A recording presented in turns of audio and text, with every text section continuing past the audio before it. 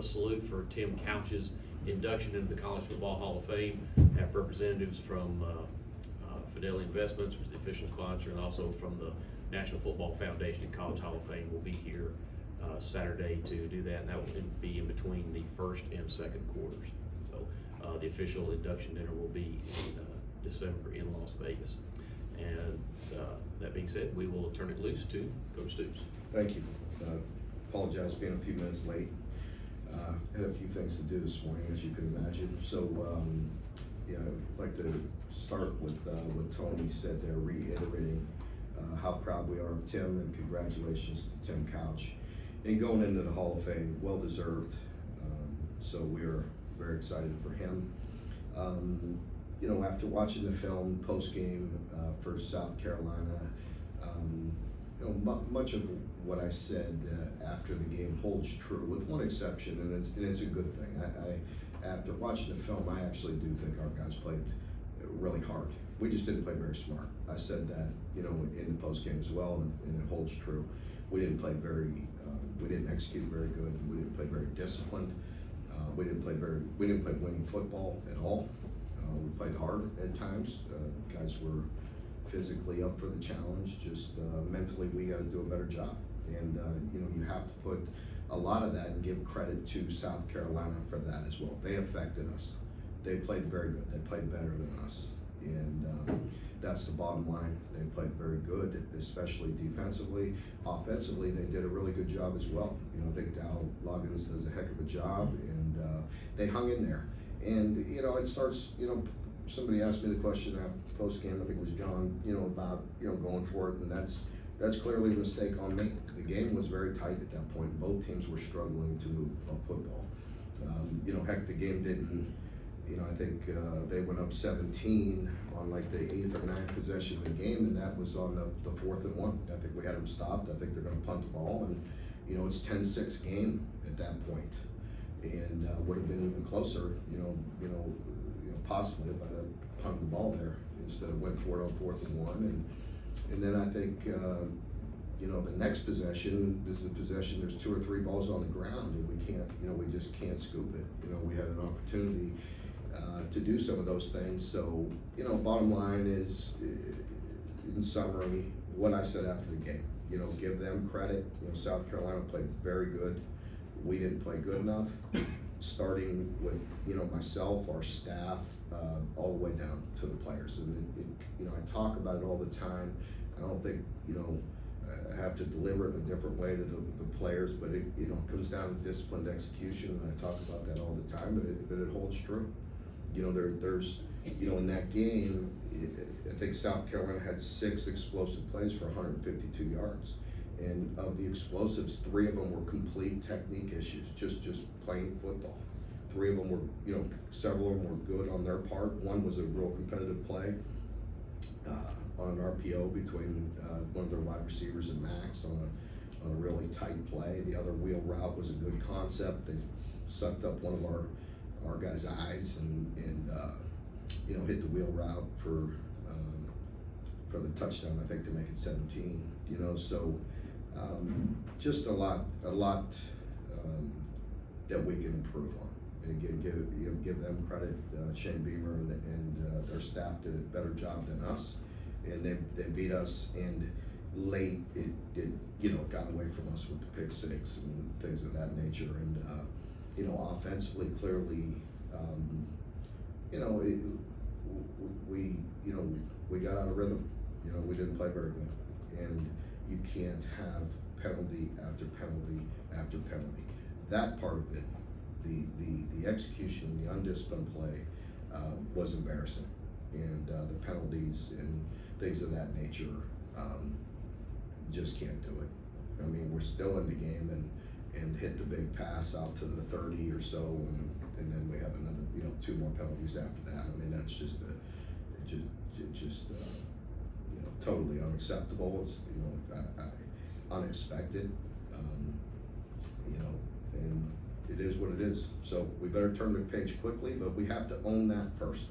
And that's what we're all going to do. We're going to own it, and you know, all have to take charge of our responsibility, our job, and do it with pride. And you know, and then we have to hone in on what we're gonna do and clearly do it better and make sure we're putting our players in a position to be successful. We must improve, as you know. The schedule only gets harder, you know, with playing Kirby's team, playing Georgia, and the #1 team in the nation. And, you know, they deserve that. I guess you could flip a coin between them and Texas. They both look like they're awfully impressive. I think we get the opportunity to play 4 of the top 6 in the coming weeks, so that's a joy. So, but, you know, it's a great opportunity, and I mean that. I have great respect for Kirby. Georgia, their staff, you know, Mike Bobo has been around there forever, off and on, played there with Kirby, and those guys do a great job. They, you know, Carson Back, just a remarkable player, you know, just hitting on all cylinders right now, and just a very good, tough player. You know, he throws it in rhythm, he throws it, you know, very precise, but he's awfully tough as well. He'll pull it down, scramble, you know, buy time, run with his feet, lower his shoulder, you name it, he does it. You can see he's a clear leader on a very good veteran team. Their wideouts can really go. They have some wideouts that really have great top end. They always have great backs, and you know, this year, you know, with Etienne and then the freshmen, you know, they're just very impressive young men, and so you know, very good team defensively. You know what you're getting there. You're always going to get a great defense with a bunch of guys that have a lot of length, a lot of strength, and that are coached very well and play very well. So, you know, we know that going into it with Georgia, you have to compliment them because they deserve it, and they've done it with consistency for a long time. And for us, we have to improve. Bottom line, we got to get better, and you know, we have a great opportunity to do that this week against one of the very best teams in the country. And so we'll be up for that challenge. I do expect our team to respond. You know, there were so many good plays that got overlooked defensively, created a lot of negative plays, had the ball on the ground. You know, we got to get some of those, you know, and give us an opportunity, get that spark that we needed. But there was a ton of negative yardage plays created and a lot of pressure. And then some ones that we missed, even late. I think after it was already 17, the next one we had a couple opportunities. Those third downs were hurtful. They only completed or converted 3, but they were painful. They were a painful 3. And then you know, we lost contain that gave up the score to make it 24 on a play that just is fundamental football. You know, so you know, I think a lot of things are fixable, and the other things we have to make sure we have a good plan to you know, to get fixed and improve. So, yeah. Like you said, the film showed your guys did play hard. I don't think fans always understand the distinction between playing hard and then the undisciplined stuff you're talking about. So what did you see? Yeah, it's a great point. I mean, and it's true. We were clearly undisciplined at times. See, like, defensively played exceptionally hard. We created a bunch of negative yardage plays. The ball's on the ground. I mean, heck, in one series, I mean, the ball's clearly up for grabs 2 plays in a row, and we can't get it. And so, you know, that's what I mean. They played hard. We just didn't play very smart, and with execution and with the discipline. You know, and you know, like the 4th and 1. I mean, it looks, you know, like a comedy of errors at times, but it's like, I mean, guys are up there, and you know, I have to look at it. There was you know, the creative way that they did it that I thought you weren't allowed to do, you know, by putting somebody under center and the quarterback clapping behind him with him moving his foot. I didn't think you were allowed to do that. You know what I mean? But again, no excuses. We have to be smart and understand those things. So that's, you know, what I'm talking about. Like, they're playing hard, just not very smart right there. Offensively, different story. You know what I mean? There's things of execution that were inexcusable. You know what I mean? And give them credit. They're hard to block. We said that going into it. We knew they were hard to block. We knew their edge was going to be, you know, is a threat, and they have some really good talented players that can create some havoc. And their inside guys, people underestimate them. I talk about them. They're experienced players. They're good through the middle, and guys that have been around. And then they added some edge, and so you know, and they, you know, they disrupted us, and then, you know, that gets us a little out of rhythm. I thought there's things we could do better. We have to own that part. You know, when we ran the ball downhill like we did in the third or fourth drive and got some runs, by that time it takes some confidence away. I made the bad decision, you know, to go for it, put it in a 2-score game. You know, you start getting the negative yardage plays on your side, you start losing that confidence, you know, instead of, you know, for us, I think, you know, our part, we could take better ownership, you know, stick to our plan of running downhill at them early, not letting them wreck us, you know, with the edges, with their, you know, with some dynamic guys, and we started doing that. We just lost the confidence to throw at that point in time, or protection at that point in time. Mark, you had 180 rushing yards when you take out the sacks, but pass blocking, you know, the protection, like you said, wasn't there. So can you just maybe explain the difference between, you know, run blocking and pass blocking, and how it can be just such a drastic swing of the pendulum? Yeah, I think, you know, we have to be able to run the ball so we can protect, you know, and you know, for defenses, you know, if you get in predictable, if you get the offense in predictable pass, then those guys are gonna tee off, and they have some, again, we knew that, their front was hard to block, and certainly their edge, you know, all front, you know, because they hurt us inside and they hurt us outside. You know, so if we're chipping and trying to help the tackles, their inside guys got the pressure as well. So, and, you know, with run game, you know, I thought our coaches did a very good job of anticipating the 3 down with the spoke defense, and they did that. They opened the game with it. We had an answer for it, and they got back into the 4 down, and we didn't have a real good answer for the pass rush on that, you know, and so we became one-dimensional. And you've heard me say it a bunch of times, you get one-dimensional, it's not good. And looking at the film on pass block, do you think it was just communication, or just misassignments? What did you see there? We guys getting beat. We got beat inside. You know, 2 guys inside got beat with one-on-ones on the edge. We got beat several times. We chipped. You know, and it just overall pocket, you know, was you know, not good enough. And you know, there's a lot of people in that boat. That's why you got to be creative and you know, again, just do the things we can do well, and we got out of it. And again, give them credit. You know, we talk about it all the time, affecting the quarterback, making them, you know, uncomfortable, and they certainly did that. Mark, we've seen you go to the bubbles and the quick throws before. Obviously, it worked great with Wandale, but we've seen it the last couple of years, maybe when quarterback needs to get the ball out quick when the whole line's not doing as well. Is that something that could happen, you know, to get the ball that drop and try to make a play? You know, we took ourselves out of position, you know, with that. We hit the big pass to Dane, we go quick, we throw it outside, and we lose 5 yards.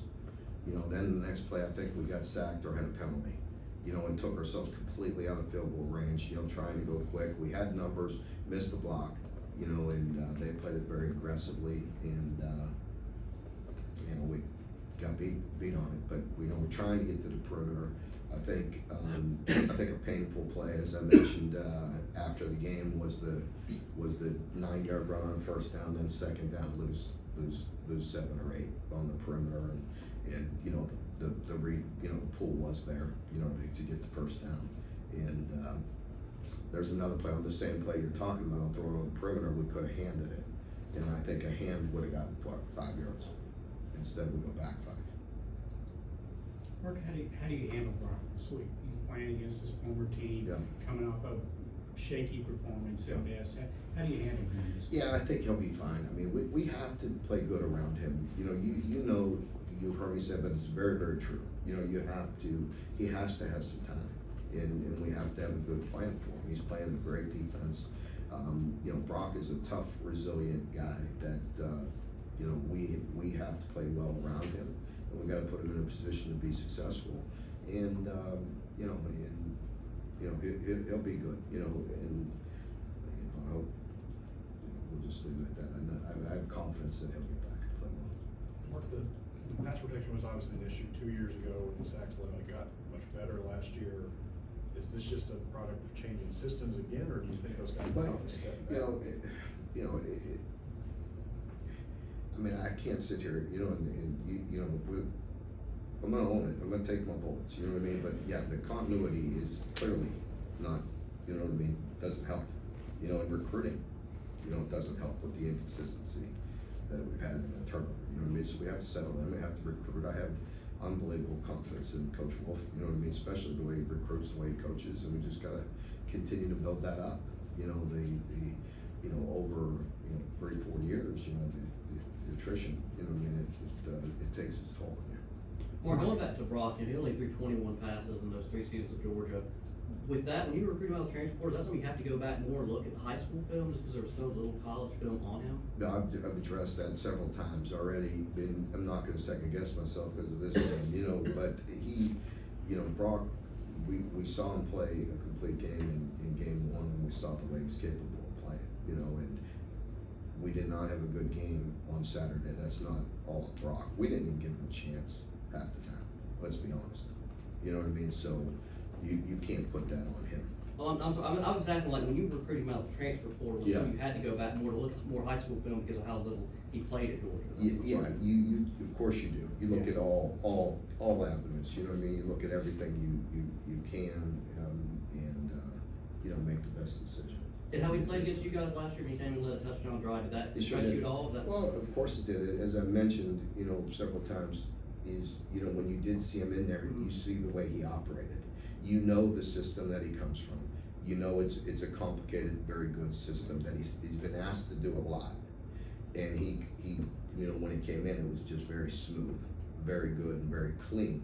And again, he's one play away from playing in some of the most, you know, important games of the year. You know what I mean? So I think that tells you that he's a pretty good player. Mark, He looked a little. completion percentage last year was really high. You all out through 2 games. Quarterbacks being over 70% of the passes. What are you seeing there, and what do y'all need to improve on in that aspect? Yeah, we're getting, you know, it's just like the third downs, you know, we had some great negative yardage plays, we mixed it up, we were getting pressure on them and getting the ball on the ground. You know, got to pick, but, you know, you can't have any breakdowns at all, you know, especially when it's just fundamentals. You know, sometimes they're gonna beat you, you know, it's like the 1 3rd down on 3rd and 11, we played some man and they beat us. They won the 1-on-1. And then the other 3rd and 14 that hurt us bad. You know, again, no excuses. I mean, we had 2 guys playing the wrong coverage because of the technology, and that's no excuse. Just, you know, the guys that have the communication were actually playing the wrong call, the 2 inside guys. You know what I mean? So everybody else was, because they saw the sign and he heard what he heard. So, you know, but you know what excuses are. Everybody has them. Looking forward to the Georgia game. You talk about them always having a great run game. You haven't been able to see much of ETN this year, but you've seen him in the past. So what do you kind of got to do to stop a guy like that? Yeah, he's a very good football player. You know, him and Frazier. You know, they're dynamic. You know, and that's Georgia. They always have guys that are explosive. But ETN, yeah, I think he's just another added weapon for a very good football team that has an O-line that is very cohesive. They play very well together, and very well coached with Stacy Searles, and you know they're just a good group. You know, with Carson at quarterback and the dynamic receivers they have, and now you put the running backs in there. It's an explosive group. Mark, you talked after the game quite a bit about just the lack of response from your players, and that seems to be a refrain we've heard in previous years. Do you think that just resolve is difficult to kind of create and cultivate when there's so many moving parts now on teams?